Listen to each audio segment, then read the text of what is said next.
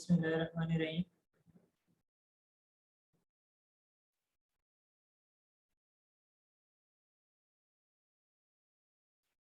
आवाज़ क्लियर है मेरी?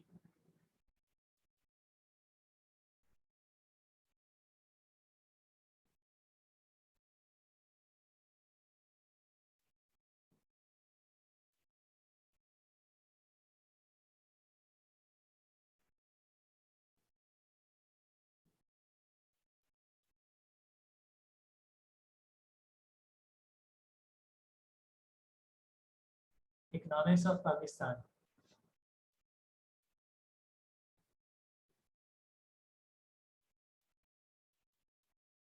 इकोनॉमिक्स ऑफ पाकिस्तान या इकोनॉमिक एनालिसिस ऑफ पाकिस्तान या इकोनॉमिक डेवलपमेंट ऑफ पाकिस्तान, कोई भी नाम इसे दे लें। ये सब्जेक्ट एक इंटरेस्टिंग सब्जेक्ट है अगर के इसे सही तरीके से थोड़ा सा इंटरेस्ट शो करके पढ़ा जाए। आप थोड़ा सा इंटरेस्ट शो करेंगे, ये सब्जेक्ट आपको अपनी तरफ अट्रैक्ट करेगा। बीकॉम में पार्ट 2 में ये स्टूडेंट है बेसिकली, और ये सब्जेक्ट पार्ट 2 में पार्ट 1 के पेपर्स दे चुके हैं। लोग थोड़े से हैबिचुअल हो चुके होते हैं कुछ चीज़ों के, तो यहाँ पर आकर के उन्हें इतना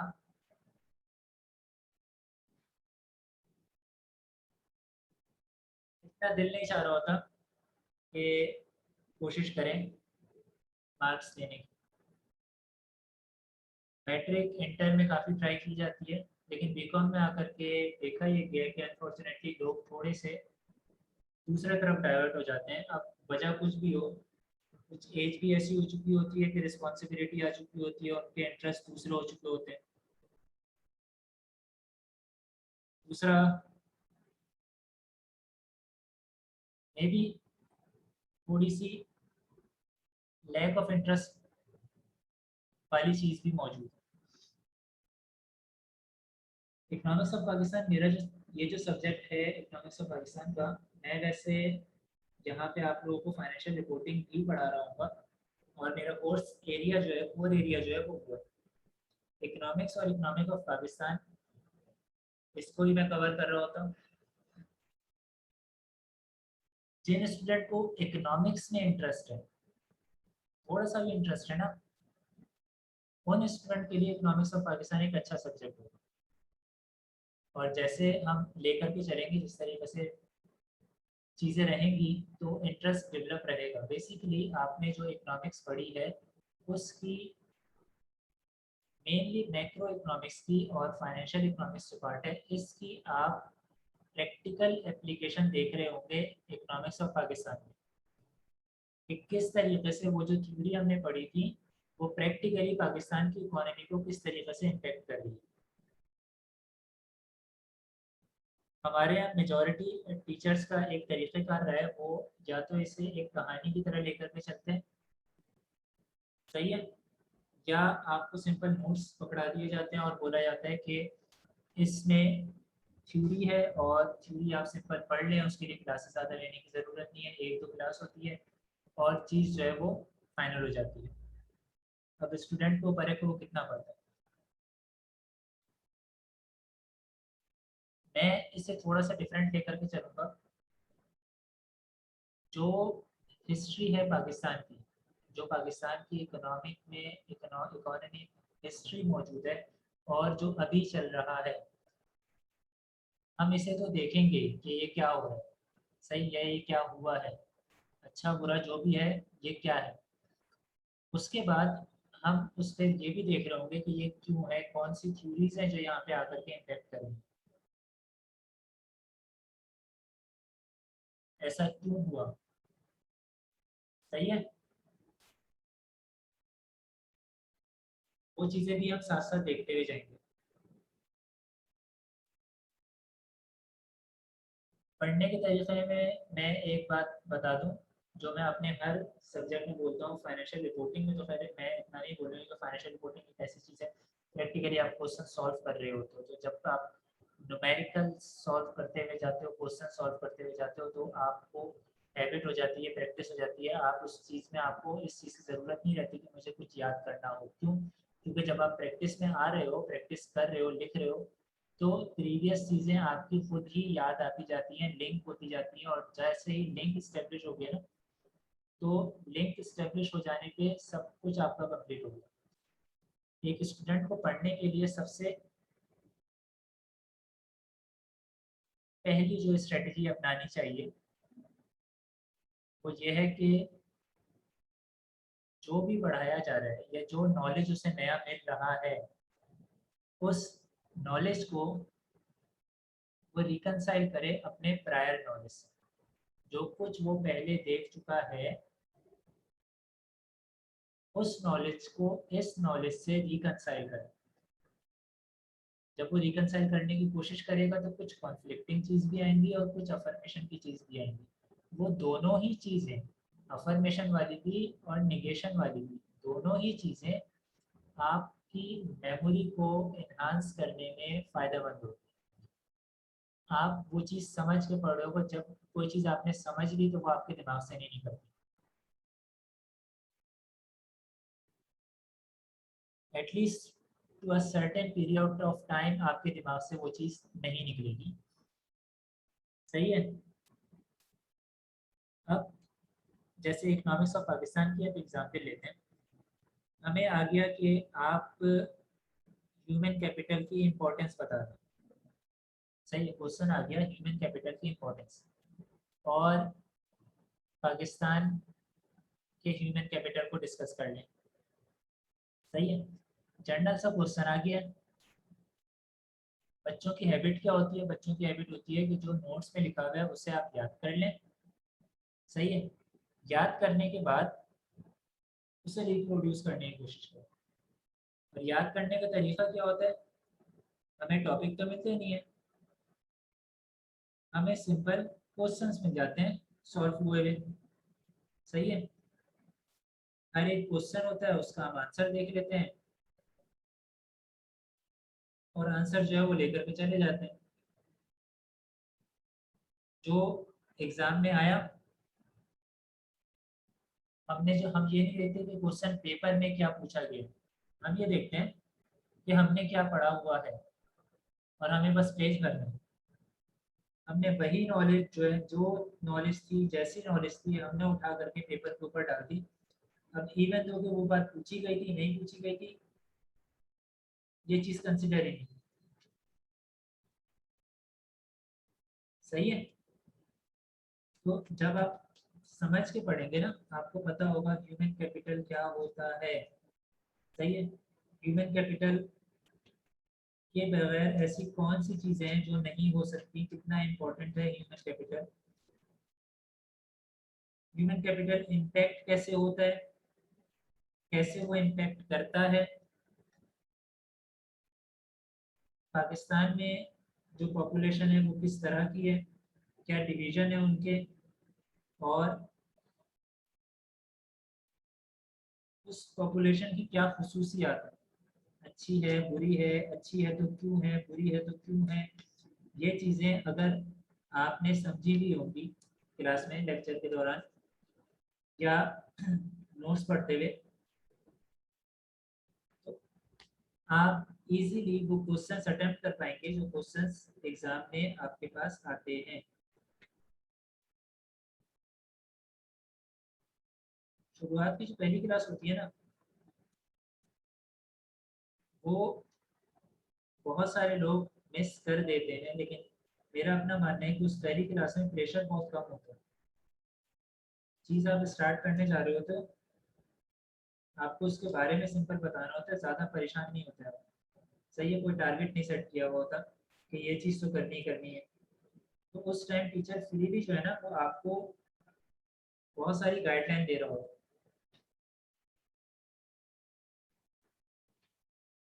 तो पहला लेक्चर ज़रूर दिया करें, और यहाँ पे तो खैर आपको रिकॉर्डेड अवेलेबल होगा। जब रिकॉर्डेड अवेलेबल है तो आप पहला लेक्चर कभी भी, कितने टाइम, आप बार बार जा करके भी देख सकते हैं। सही है। अच्छा, अभी तक हमने क्या देखा? हमने देखा कि हमें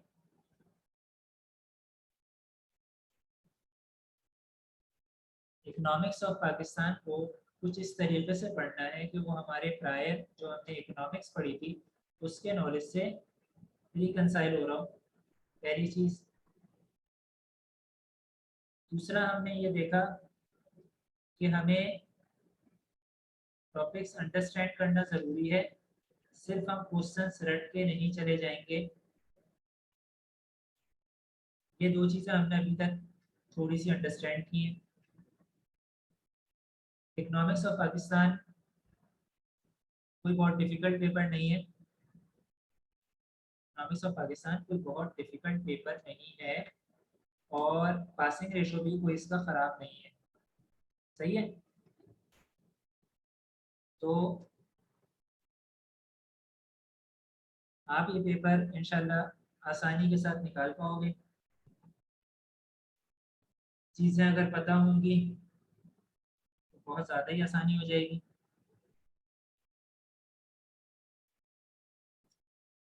अटेम्प्ट करने का तरीका क्या होगा पेपर में?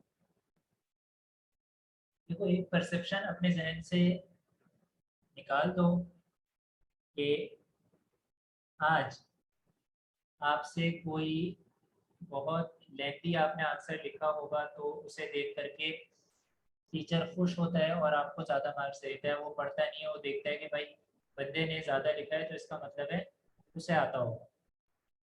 ऐसा नहीं। सही है। टीचर पढ़ता भी है और टीचर उसके हिसाब से मार्किंग करता है, उसके पास टाइम होता है पढ़ने का।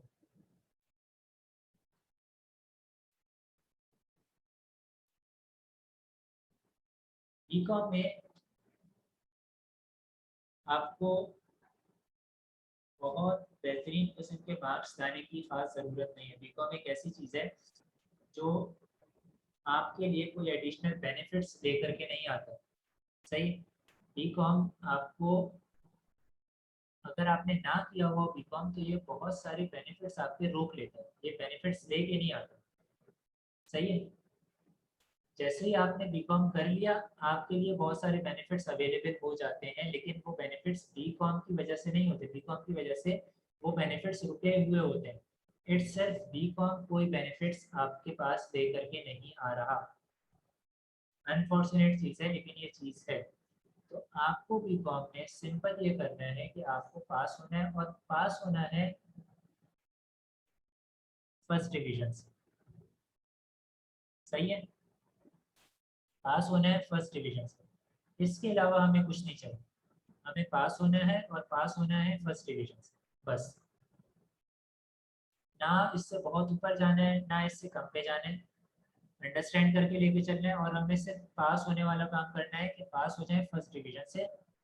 हमें कोई परसेंटेज 80 प्लस नहीं चाहिए, 70 प्लस नहीं चाहिए, हमारी सिर्फ फर्स्ट डिवीजन बन जानी चाहिए, जो एक एवरेज स्टूडेंट की बन जाती है।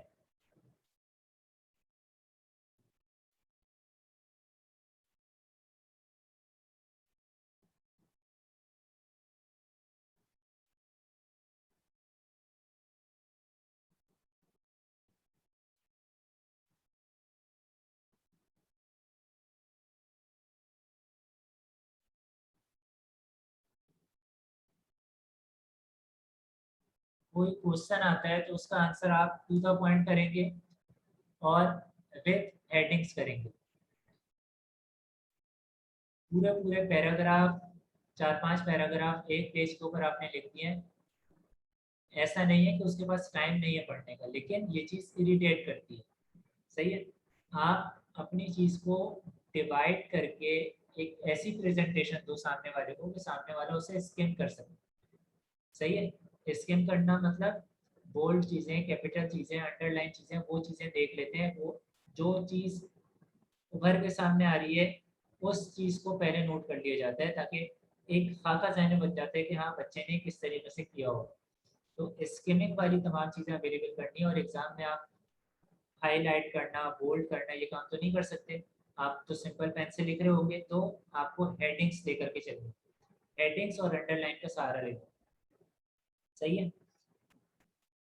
जो क्वेश्चन आए उसका आंसर करना है, जो आपको आता है सारा का सारा वो नहीं लिख देना। सही। अगर आपने क्लासेस पूरी ली होंगी तो मैं इतना तो बता दूं कि आपको आता होगा वो काम, वो इंफॉर्मेशन आपके पास होगी जो कि रिक्वायर्ड की गई है, की जा रही होगी क्वेश्चन पेपर में।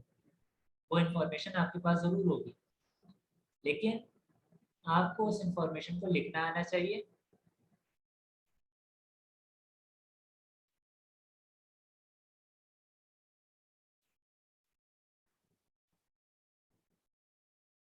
और वो इंफॉर्मेशन सही देनी चाहिए, गलत इंफॉर्मेशन ना हो।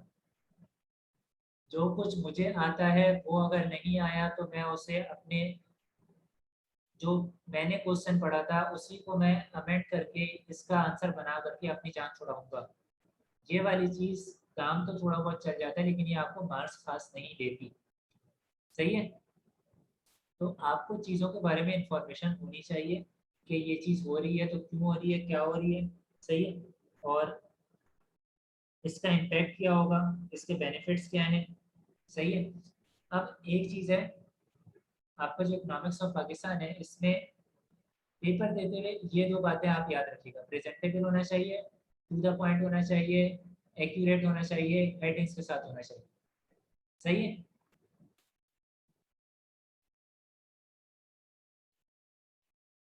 आप जब इकोनॉमिक्स ऑफ पाकिस्तान पढ़ रहे हो तो उसमें बहुत सारे टॉपिक्स पढ़ेंगे, बहुत सारे टॉपिक्स होंगे।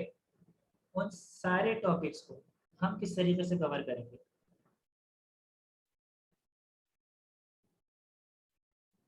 पहले हम देखेंगे ये है क्या, ये चीज होती क्या है। सही। ह्यूमन कैपिटल है तो ह्यूमन कैपिटल होता क्या है। एग्रीकल्चर है तो एग्रीकल्चर क्या चीज है। सही। नेचुरल रिसोर्सेज हैं ह्यूमन कैपिटल के अलावा तो वो नेचुरल रिसोर्सेज क्या हैं।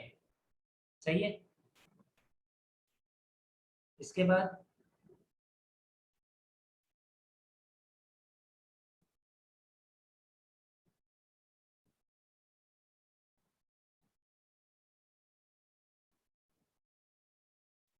How it effects and why it effects, कैसे इफेक्ट करता है इकोनॉमी को और क्यों इफेक्ट करता है इकोनॉमी।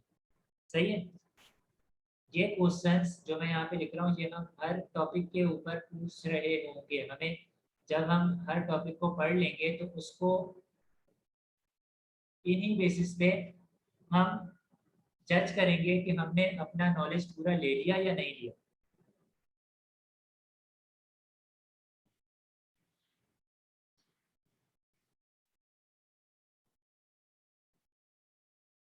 मेजर फैक्टर्स और फीचर्स हर आइटम के पढ़ रहे होंगे जो भी हमारे कोर्स में शामिल है।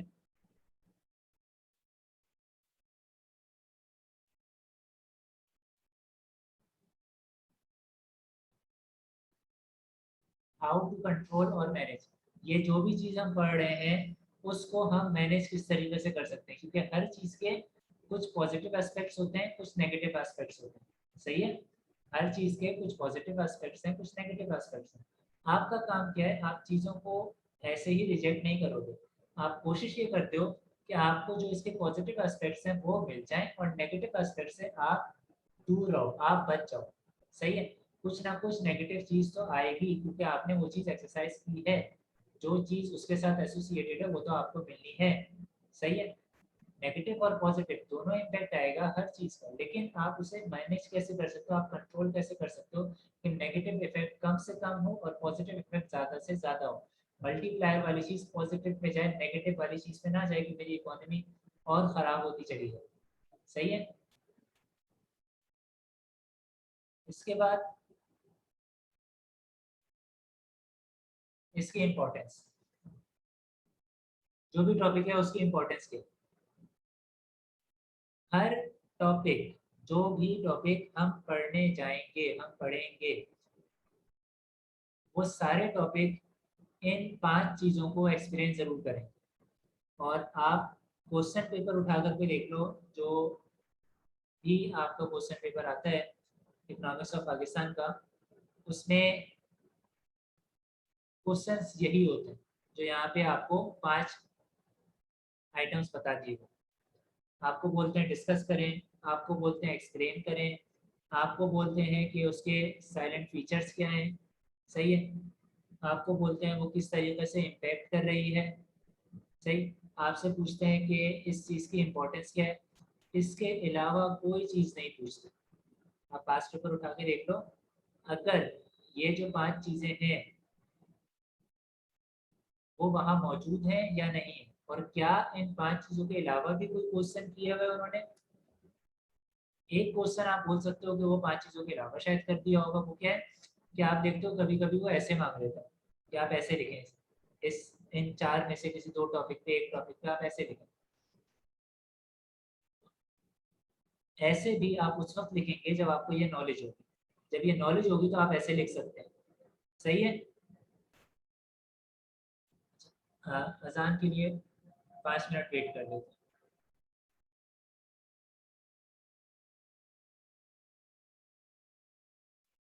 अच्छा भाई, ये 4-5 चीज़ें जो हम हर टॉपिक से रिलेटेड देखेंगे। एग्जाम का तरीकाकार मैंने आपको बता दिया, एग्जाम अटेम्प्ट करने का क्या तरीकाकार है। आपका जो आंसर है टू द पॉइंट होना चाहिए, हेडिंग्स के साथ होना चाहिए, प्रेजेंटेबल हो और एक्यूरेट हो, या गलत इन्फॉर्मेशन नहीं देनी। ये चीज़ें अचीव कैसे होंगी, ये चीज़ें अचीव होने का तरीका क्या है। आपको लेक्चर लेना है, सही है, और सिर्फ नोट्स के ऊपर बिलीव नहीं करना है। नोट्स आपको मिलेंगे, नोट्स से आपको पढ़ना है, लेकिन लेक्चर जरूर लेना है, सही। क्वेश्चंस पूछने हैं, क्वेश्चंस पूछने हैं, सही है। अभी ये जो इकोनॉमिक्स ऑफ पाकिस्तान जो टॉपिक है, इसमें यानी जो सब्जेक्ट है, इसमें एक अनफॉर्चुनेट सी चीज़ स्टूडेंट के साथ ये हो जाती है, वो कभी कभी ये समझ लेते हैं कि भाई ये तो पास्ट हिस्ट्री और जो चीज़ें इर्द गिर्द चल रही है उसके बारे में बता रहे हैं, तो ये तो कहानी है, सही। ये तो कहानी है, जो चल रहा है उसका बता रहे हैं, किससे बता रहे हैं इसमें, सही, क्या चीज़ किस तरीके से इम्पैक्ट। ऐसा नहीं है।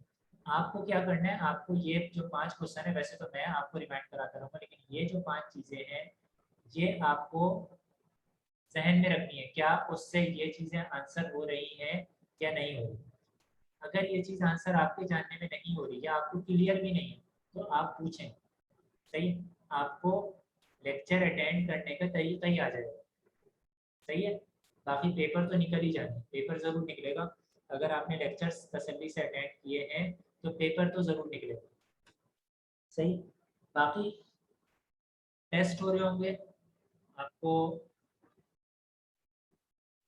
क्वेश्चंस दिए जाएंगे अपना आंसर लिखने के लिए, कहीं से कॉपी करने के लिए नहीं, और वो आंसर्स आप सबमिट करवाएंगे, उन आंसर्स को देखा जाएगा और आपको फीडबैक दिया जाएगा, ताकि आप उसी तरीके से एग्जाम में बैठ कर कुछ काम कर सकें, सही है। अच्छा, एग्ज़ाम जो होता है ना, एग्ज़ाम जो होता है वो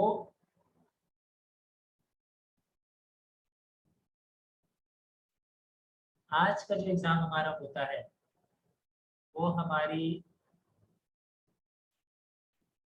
मेमोरी का भी टेस्ट होता है, नॉलेज का भी टेस्ट होता है, सही है, एक्सपर्टीज का भी टेस्ट होता है। एक्सपर्टीज क्या, आप आंसर कितना अच्छा कर सकते हो। कहने को तो ये चीज़ बहुत अच्छी है कि हमारी मेमोरी, नॉलेज, एक्सपर्टीज सब टेस्ट हो रही है।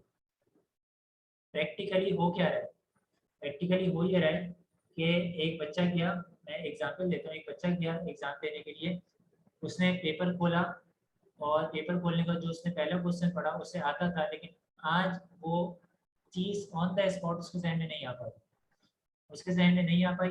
उसने कहा यार पहला क्वेश्चन तो हटाओ, मुझे आता तो था ही, मैंने पढ़ा तो था, पता नहीं क्यों नहीं आ रहा, मैं दूसरे पे जाता हूँ। थोड़ा सा एक पैनिक उसका इंक्रीज हो गया कि मुझे एक चीज़ आती थी, अब मुझे अभी याद नहीं आ रही, सही। और 5 मिनट उसने तकरीबन उसके ऊपर लगा दिए याद करने में। हो जाता है नेक्स्ट क्वेश्चन पे, देखते हैं नेक्स्ट क्वेश्चन। नेक्स्ट क्वेश्चन उसे आता था, पहले ही सबसे पहले उसने पास अपने जो क्वेश्चन पेपर है वो पूरा का पूरा पढ़ लिया। नेक्स्ट क्वेश्चन पे आया, नेक्स्ट क्वेश्चन उसे आता था, सॉल्व करने वो स्टार्ट करेगा, बीच में कहीं पे अटका। एग्जाम्पल दे रहा हूँ मैं, ये नहीं बोल रहा कि ऐसा होगा आपके साथ, किसी के साथ ही ऐसा होता है, लेकिन जैसे ही वो दूसरे क्वेश्चन पे अटका, टाइम देखा उसने, टाइम थोड़ा ज़्यादा हो रहा है, चीज़ें ज़्यादा काफ़ी हैं, पहला क्वेश्चन मुझे आ नहीं रहा, तो वो क्या करेगा, वो हो जाएगा पैनिक।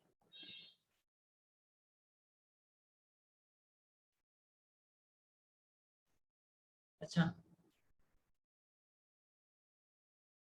एग्जाम्पल दे रहा था मैं। एग्जाम्पल पे हम कहा थे, एक स्टूडेंट है, वो एग्जाम में बैठ करके थोड़ा सा पैनिक कर रहा है। अब पैनिक करने की वजह से क्या होता है कि पैनिक करने की वजह से वो एक आते हुए मार्क्स छोड़ जाता है। सही है, चीज़ें गलत लिख जाएगा, चीज़ें उसकी समझ में उतनी अच्छी नहीं आएंगी, जो उसका रिस्पॉन्स होगा वो अजीब सा हो जाएगा, वो जल्दी जल्दी करेगा एग्जाम में। सही है, उसे ऐसा लग रहा होगा एग्जाम देते हुए ही वो हार मान जाएगा। सही, ऐसा भी होता है। तो ये आपके नर्व्स का भी टेस्ट है। अब स्टूडेंट का प्रिसाइजली नॉलेज टेस्ट होना चाहिए, बाकी चीज़ें टेस्ट करके क्या करना है। 3 घंटे में बैठ के आप पूरा का पूरा पेपर सॉल्व करते करोगे, उसमें किसकी क्या कंडीशन है, कौन किस सिचुएशन में है, किसको पेपर देखने के बाद क्या हुआ, रिस्पांस क्या हुआ, वो सारी चीज़ें इम्पैक्ट कर रही होती हैं। सही। इकोनॉमिक्स ऑफ पाकिस्तान में ऐसे क्वेश्चन, जनरलाइज क्वेश्चन आ जाते हैं कि आपको समझ नहीं आता कि इसमें लिखें तो क्या लिखें। मेरा अपना कहना ये है कि लेक्चर्स कंसिस्टेंसी के साथ अटेंड करना, लेक्चर्स कंसिस्टेंसी के साथ अटेंड करने से फ़ायदा ये होगा कि आपको सारी चीज़ें पता होंगी, इंफॉर्मेशन आपके पास मौजूद है, सही डाटा आपके पास मौजूद है, उसे किस सूरत में मोल्ड करके एग्जामिनर को देना है वो आपका काम है। अब आप पैनिक ना करो, तो वो मोल्ड करके देने वाली जो चीज़ है ना, वो चीज़ आप इस पूरे पीरियड में जिसमें ये सेशन चलता रहेगा, उस सेशन में आप ये मोल्ड करना सीख रहे होगे प्रैक्टिकली क्वेश्चन सॉल्व करके। तो मोल्ड करना कैसे आता है, ह्यूमन साइकोलॉजी क्या है, वो कोई चीज़ मुश्किल होती है ना तो उससे दूर भागती है। सही, तो चीज़ों को आसान करके पहले प्रेजेंट किया जाए, पहले आसान करके प्रेजेंट किया जाए, छोटे छोटी सी चीज़ें पहले दी जाए, एक ट्रैक पे आने लगे, फिर आहिस्ता आहिस्ता मुश्किलात में इजाफा किया जाए। सही है। तो मेरे जो टेस्ट होंगे वो आपके लिए ओपन बुक होंगे, आपको कोई लाइव आकर के टेस्ट अटेंड करने की कुछ करने की ज़रूरत नहीं है। जो मटेरियल आपको इस्तेमाल करना है, जहाँ से सर्च करना है, जो करना है वो करो, करके आंसर ला करके दो, जो क्वेश्चन किया गया उसका आंसर ला करके दो। वो आंसर हर हालत में आपका पहला आंसर मैच नहीं करेगा, आपका पहला आंसर मुझे सेटिस्फाई नहीं करेगा, मैं वो आंसर आपसे चेंज करवाऊंगा, आपके पास फिर ओपन बुक होगी।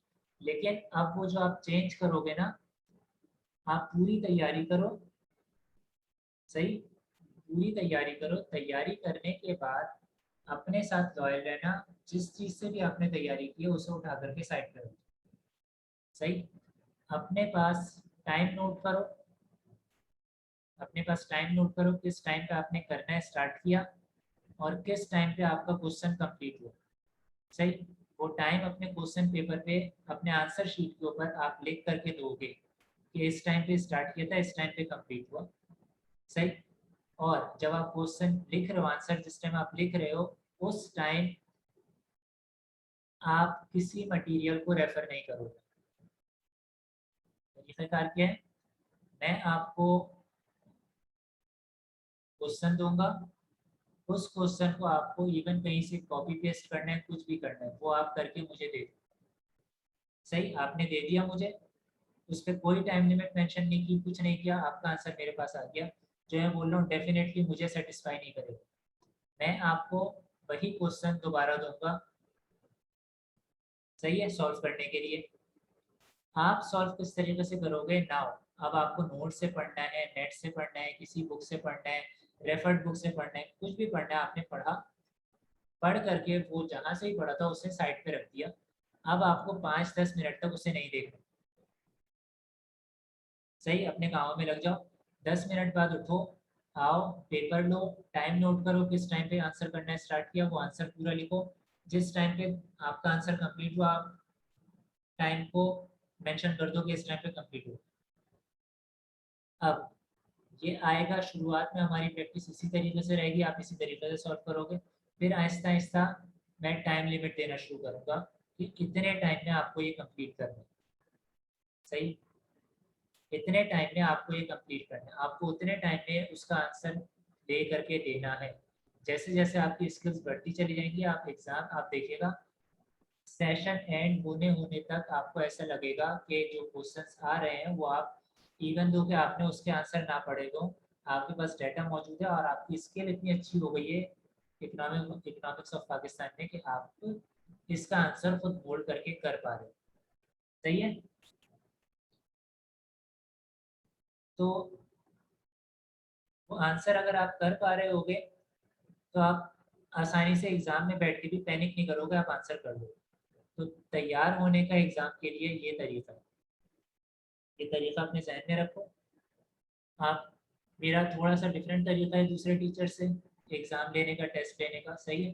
तो आपने देख लिया मेरी अपनी जो थोड़ी थिंकिंग है इसके पीछे के, ऐसा जो मैं लेता हूँ, वजह सिर्फ ये है कि पहले मुझे इजी टास्क देने हैं कि बच्चा उसे अचीव करे। सही। जब एक लाइन का आहिस्ता आहिस्ता आने लगेगा तो फिर मुश्किलात आहिस्ता आहिस्ता बढ़ाते हैं। सही। फौरन से मुश्किल चीज़ दे देंगे, आप स्किल नहीं अर्न कर पाओगे। फौरन से मैं दे दूं कि आप इसका आंसर बनाना शुरू कर दो, आप नहीं बना पाओगे और आपको समझ में भी नहीं आएगा कि ये क्यों नहीं बन रहा। सही है। आपको समझ में दूसरी दफा भी नहीं आएगा कि ये कैसे बन गया। जो प्रोसीजर, जिस प्रोसीजर से मैं लेके चलूंगा उस प्रोसीजर से भी आपको समझ नहीं आएगा कि मैं आखिर ये आंसर प्रोड्यूस कर कैसे रहा हूँ, प्रोड्यूस कैसे कर रहा हूँ। लेकिन आप कर रहे होगे, क्यों? क्योंकि आपने स्किल आ चुकी है। ये तो हो गई हमारे सेशन से रिलेटेड बात, हमारे एग्जाम से रिलेटेड बात, थोड़ी सी सब्जेक्ट से रिलेटेड बात। अब ज़रा अपना सिलेबस देख लेते हैं कि हमारे इकोनॉमिक्स ऑफ पाकिस्तान में चीज़ें क्या क्या कवर है, बीकॉम पार्ट 2।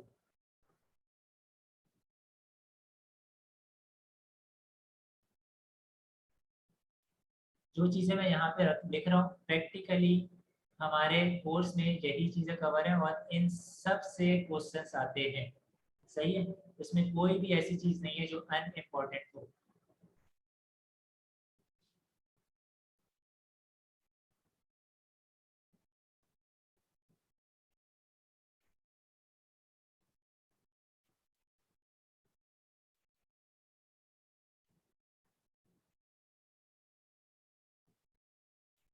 पाकिस्तानी इकोनॉमी के करेक्टरिस्टिक्स कैसी है, अच्छी है तो क्यों है, बुरी है तो क्यों है, क्या खसूसियात हैं, साइलेंट फीचर्स क्या है इसमें। सही है। और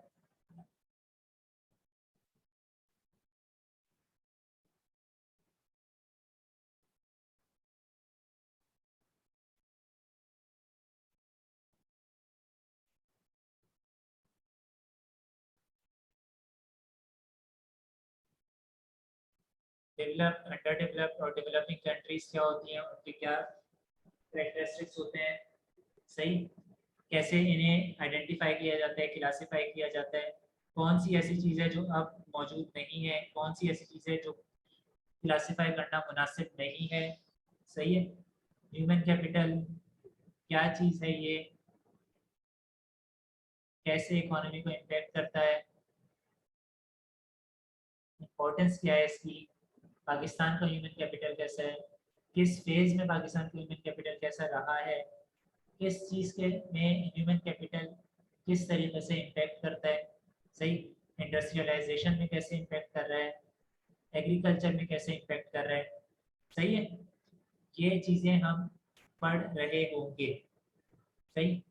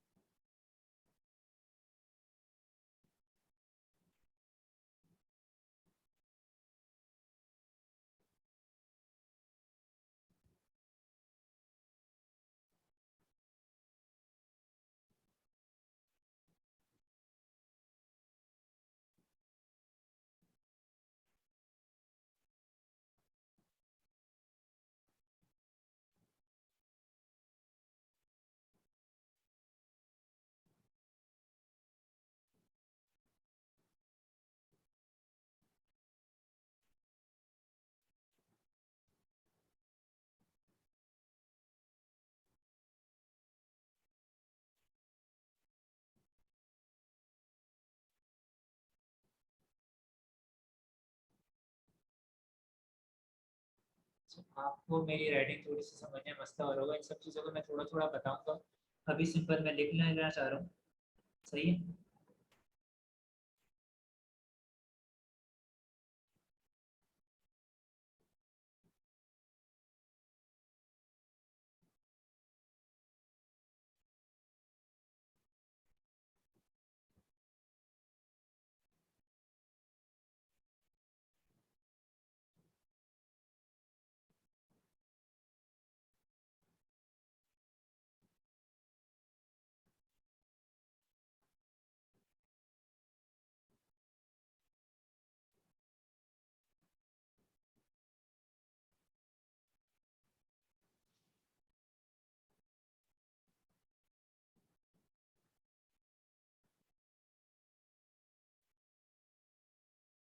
सही है जी।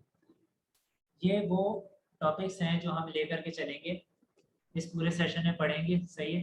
डिटेल में पढ़ेंगे, और थोड़ा जो इससे रिलेटेड इवेंट्स होंगे उनको भी डिस्क्राइब कर रहे होंगे, बता रहे होंगे, इस चीज़ को भी एक्सप्लेन कर रहे होंगे। जो इवेंट्स आप, अगर इवेंट से चीज़ें आपको रिलेट कर पाते हो तो चीज़ें आपको अच्छी याद रह जाती हैं, आपके पास एक्सपीरियंस से कर पाते हो, आपके प्रायर नॉलेज से कर पाते हो, आपको चीज़ें याद रह जाती हैं।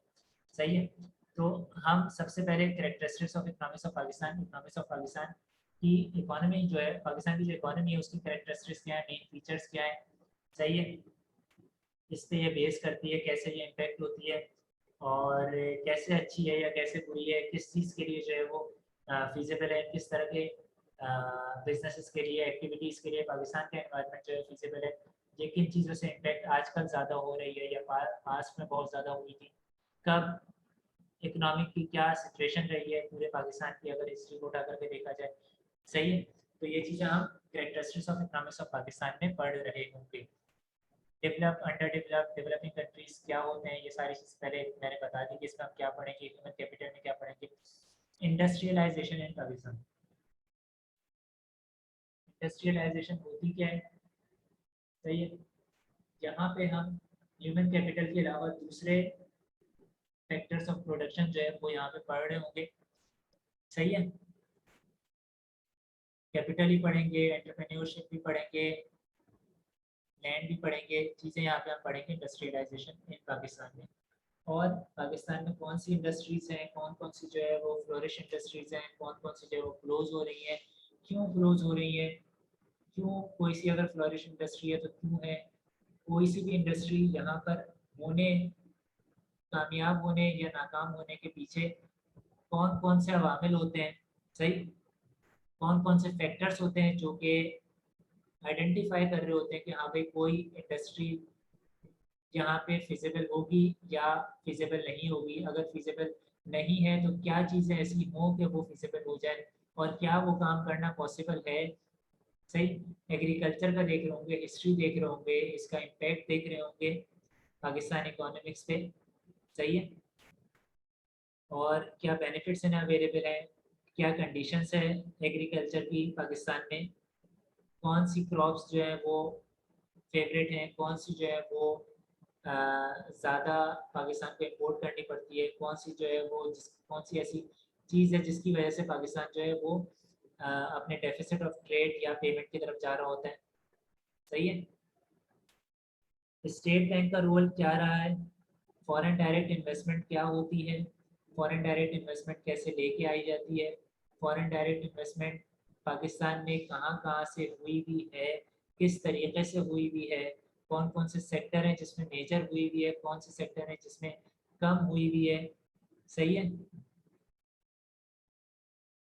स्टेट बैंक ऑफ पाकिस्तान का रोल पाकिस्तान की इकोनॉमी में क्या है, ये हम पूरी हिस्ट्री पढ़ेंगे, आज तक लेकर के आएंगे, इसके डिफरेंट लॉज का भी देखेंगे कि कौन कौन से लॉज इसमें मुतारिफ करवाए, जिसकी वजह से क्या क्या इम्पेक्ट पड़ा। सही। और ये क्या काम करता है, इसकी क्या ऑब्लिगेशंस हैं, इसकी क्या रिस्पॉन्सिबिलिटीज़ हैं, ये कैसे इकोनॉमी को इम्पेक्ट करता है, इसके डिसीजन कैसे दूसरे फाइनेंशियल इंस्टीट्यूशंस को इम्पेक्ट करते हैं, फाइनेंशियल इंस्टीट्यूशंस की क्या अहमियत होती है एक इकोनॉमी में, और पाकिस्तान को किस तरीके से ये इम्पेक्ट कर रहे हैं, पॉजिटिवली कर रहे हैं, नेगेटिवली कर रहे हैं, किस तरीके से रेगुलेट किया जाता है, ये हम पाकिस्तान के हिसाब से यहाँ पे देख लेंगे। बाकी रेगुलेट कैसे होता है, थ्योरी क्या है, वो हम ऑलरेडी पढ़ के आए हैं। सही है। स्टेट बैंक जो डिफरेंट पॉलिसीज बनाता है, वो पॉलिसीज कैसे इम्पेक्ट कर रही हैं और कौन सी पॉलिसीज ने क्या रिजल्ट्स दिए हैं, ये चीज़ें हम देख रहे होंगे। एक इंटरेस्टिंग चीज़ है, जब आप हिस्ट्री भी पढ़ रहे होते हो, उसको अपने प्रायर नॉलेज से रिकनसाइल कर रहे होते हो, तो बिलीव मी ये एक बहुत इंटरेस्टिंग चीज़ हो जाती है। आप अपने आप को एनालिस्ट जैसा फील करने लगते हो। सही है। तो ये चीज़ें आपको फील होंगी, लेकिन अपने आप पे हमेशा थोड़ा सा कंट्रोल रखना, इस हिसाब से कि आपको पेपर पास करना है। नॉलेज देना अच्छी बात है, इसमें बहुत ज़्यादा इंटरेस्ट डेवलप हो गया और आप लग गए इकोनॉमिक्स ऑफ पाकिस्तान में ही, आपने दूसरे सब्जेक्ट छोड़ दिए। आपको बीकॉम निकालना है, अभी जो आप क्लासेस दे रहे हो वो बीकॉम के निकालने के लिए दे रहे हो। सही। तो बीकॉम निकालना अपनी जगह पे इम्पोर्टेंट है, इस सब्जेक्ट में इंटरेस्ट होना चाहिए, लेकिन इतना ना लो कि बीकॉम के दूसरे सब्जेक्ट मुतासर कर दो। ये सब्जेक्ट इतना हैवी नहीं है कि इस पे आप 4-5 महीने दे दो, या इस पे आप दिन का मेजर टाइम स्पेंड करो। इसका आप सिंपल लेक्चर ले लो, नोट्स पढ़ लो, जो मैं क्वेश्चन दे रहा हूँ वो सॉल्व कर लो बस। नोट्स आपको रट्टा मारने की ज़रूरत नहीं, जो क्वेश्चन मैं दे रहा हूँ वो सॉल्व कर लिया, लेक्चर ले लिया, आप पास होने के अच्छे नंबर लेने के काबिल हो जाओ। बाकी फाइनेंशियल रिपोर्टिंग हो गई, दूसरे आपके सब्जेक्ट्स हो गए, कॉस्टिंग हो गई, स्टेटिस्टिक्स हो गई, किसी का कोई प्रीवियस रुक गया हो वो हो गया, वो सब मिला करके आप उनके ऊपर ज़्यादा फोकस करो। सही। वो ज़्यादा टाइम कंज्यूमिंग कोर्सेज हैं, ये इतना टाइम कंज्यूमिंग नहीं है, इसके ऊपर बहुत ज़्यादा टाइम नहीं लगाना, लेकिन अंडरस्टैंड ज़रूर कर लेना चीज़ें। सही। इसके अलावा हम यहाँ पे देख रहे होंगे कि रिसेंटली पाकिस्तान में और इंटरनेशनली कौन सी एक्टिविटीज़ हैं जो इकोनॉमी को इम्पेक्ट कर रही हैं। जैसे कि अभी FATF का हमने देखा, अभी कोविड का हमने देखा। सही। इन दोनों के इम्पैक्ट हाईली लाइकली है कि ये आए, एग्जामिनर पूछे इसके बारे में, तो हम इसके बारे में स्पेशली प्रिपेयर करेंगे। IMF वर्ल्ड बैंक का रोल, ये एग्जामिनर पूछ सकता है। सही है।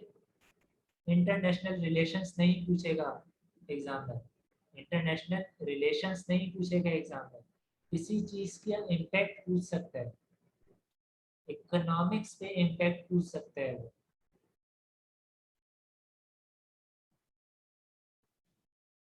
सही। ये वो पूरा कोर्स है जो हम पढ़ रहे होंगे।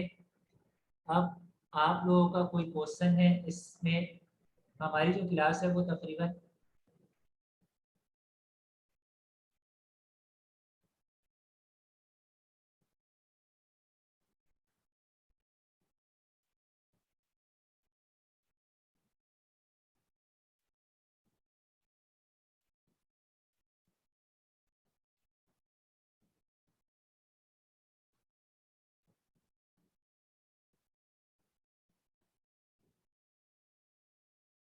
हमारी क्लास होगी इस टाइम में, किसी भी टाइम हो सकती है। सही है।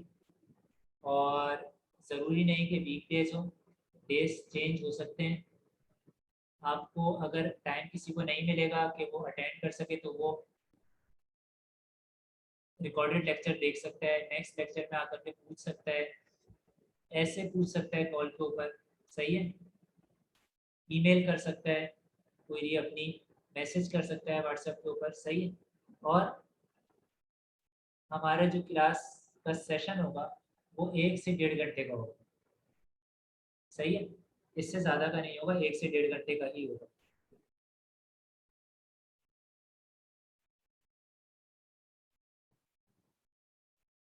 अभी हमने अपने सब्जेक्ट के बारे में पढ़ लिया, देख लिया थोड़ा सा कि इकोनॉमिक्स ऑफ पाकिस्तान में हम क्या चीज़ें पढ़ रहे होंगे, इकोनॉमिक्स ऑफ पाकिस्तान का पेपर अटेम्प्ट कैसे करना है।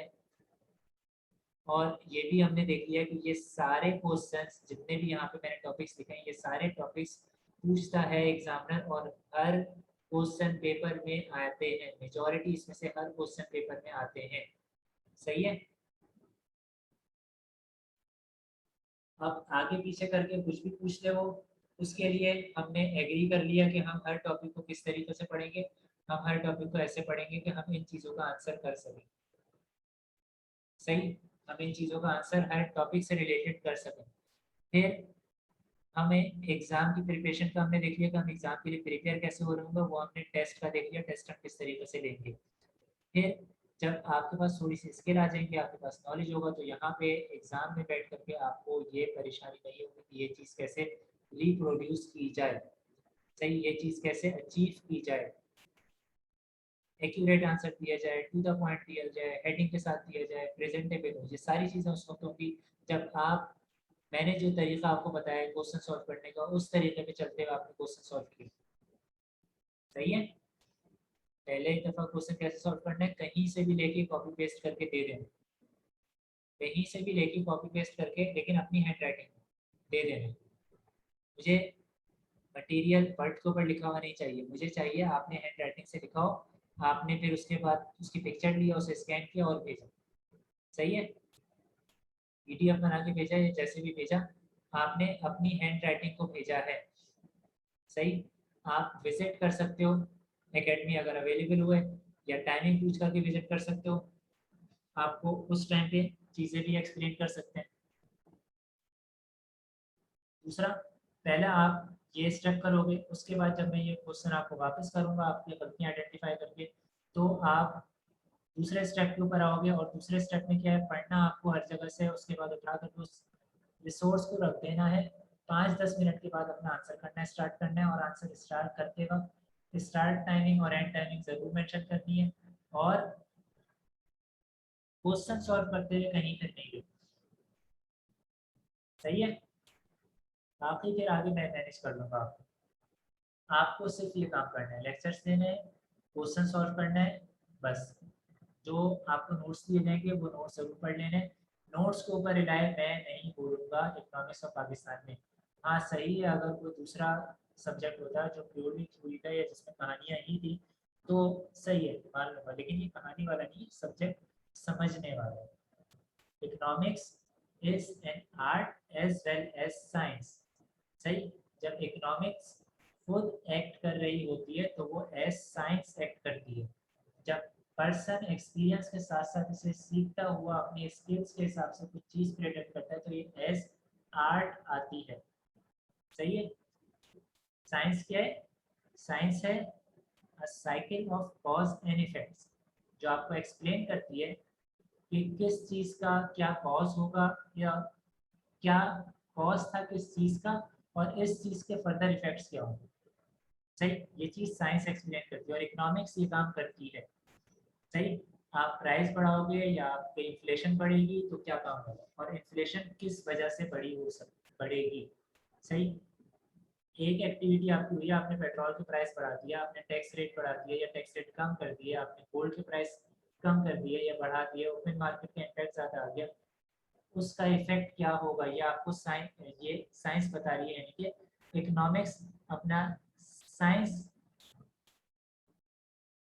एज साइंस, इकोनॉमिक्स एक्ट करते हुए आपको बता रही है कि इसका इम्पैक्ट क्या होगा।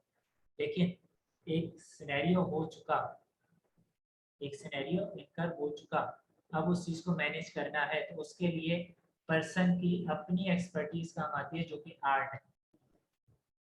सही, वो आर्ट इस नॉलेज के साथ, इस साइंस के साथ मिल करके सारा काम करते हैं। तो इकोनॉमिक्स जब एक आर्ट और साइंस बोथ है तो उसे अंडरस्टैंड करने की ज़रूरत है। वो सिर्फ थ्योरी नहीं है, सिर्फ नोट से पढ़ के पास नहीं होना।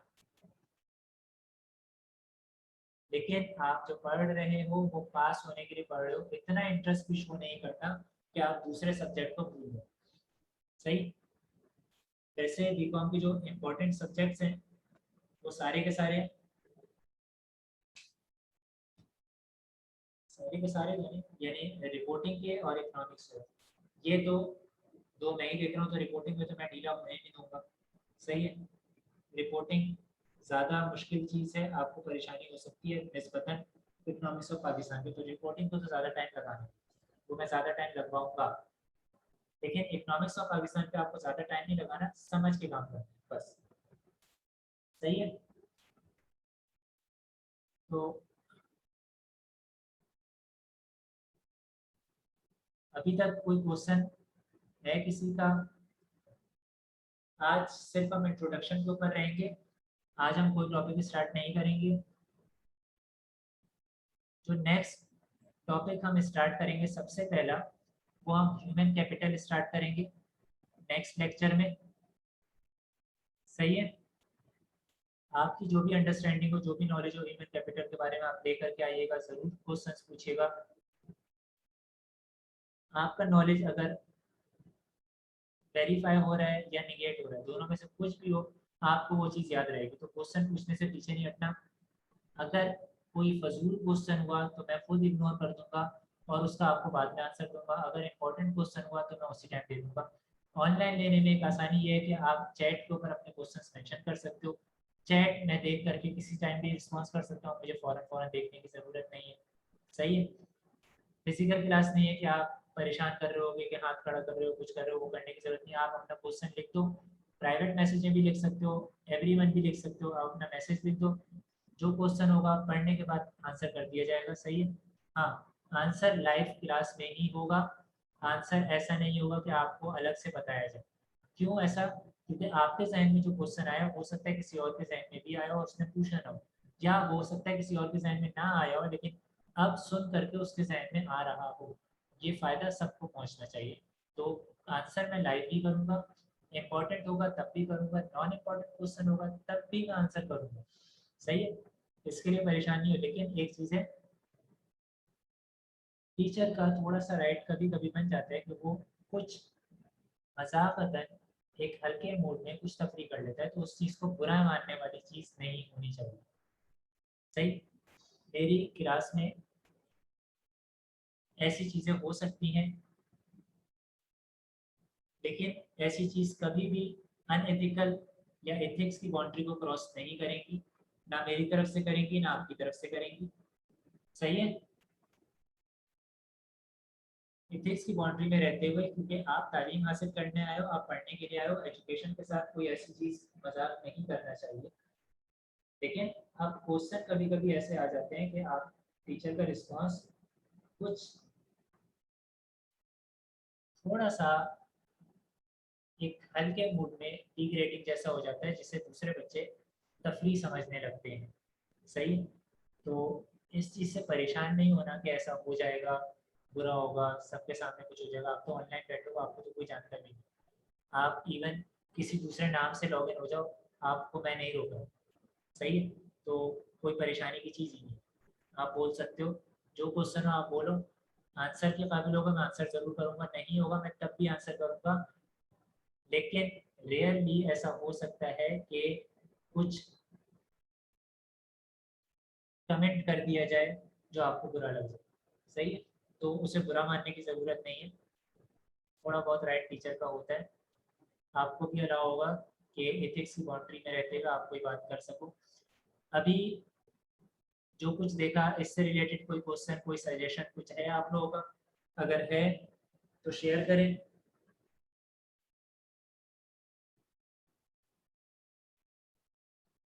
नहीं, नोट्स आपको स्टार्टिंग में नहीं मिलेंगे। सही है? आपको नोट्स टॉपिक वाइज मिलेंगे। जैसे जैसे टॉपिक कवर हो रहा है वैसे वैसे आपको नोट्स मिलेंगे। सही है? नोट्स एक साथ मैंने दिए आपको क्लास से गायब हो जाना है। इंटेंशनल आप ऐसा नहीं करोगे कि क्लास से गायब हो जाना है। क्लास में आने के लिए आपको एक बिल चाहिए, और उस बिल को नोट्स की अवेलेबिलिटी ख़त्म करती है। नोट्स अगर अवेलेबल हो गए तो आप थोड़े से लीनियंट हो जाओगे कि यार नोट्स तो है, मैं नोट्स से पढ़ लूँगा, नेक्स्ट क्लास में कैचअप कर लूँगा। फिर नेक्स्ट क्लास में कैचअप करने के लिए आप नहीं आते। सही है? नेक्स्ट क्लास में भी यही स्टोरी दोबारा रिपीट होती है, आप ये टाइम कहीं और दे देते हो। तो क्लासेस आपको अटेंड करनी है।